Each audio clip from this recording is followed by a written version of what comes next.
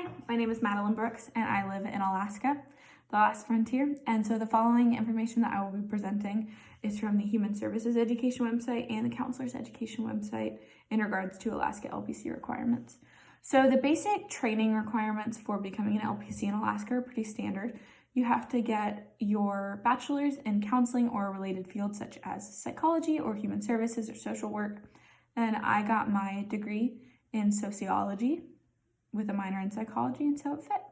Then you must be accepted into a master's program in counseling and complete 60 hours of counseling classes from a Couc accredited program. And within the program, you must complete a practicum and internship. So Liberty fits all those molds. So the requirements for postmaster's supervised clinical experience is that counselors meet the required work experience of 3,000 hours of supervised experience in mental health counseling in a 2-year time frame. So within 2 years after you graduate with your master's, you must complete 3,000 hours. 1,000 of those hours must be in direct counseling with individuals, couples, families, or groups, and at least 100 of those 3,000 hours must be face-to-face with a supervisor. The supervisor will help guide you through becoming a counselor, as we will most likely face troubles and issues. The supervised work must be by a licensed professional counselor, and only after that can you take the National Counselor exam.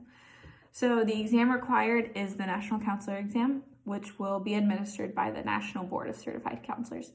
You're given 4 hours to complete a 200-question multiple choice test, and then after passing the exam, then you will be a licensed professional counselor.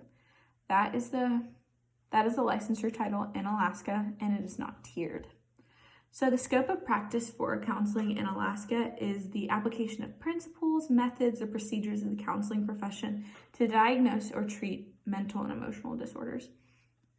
It is an applied understanding of the dynamics of individual and group interactions and use of therapeutic and counseling techniques for the purpose of resolving an interpersonal conflict as well as intrapersonal conflict. LPCs measure and diagnose problems or dysfunction within the course of the human growth and development.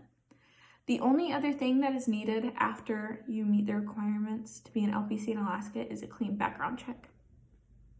So I am a military spouse, and as a military spouse, I move every 3 years. And so I've been in Alaska for about 1.5 years. And so by the time I finish my program here with Liberty, I will be moving again.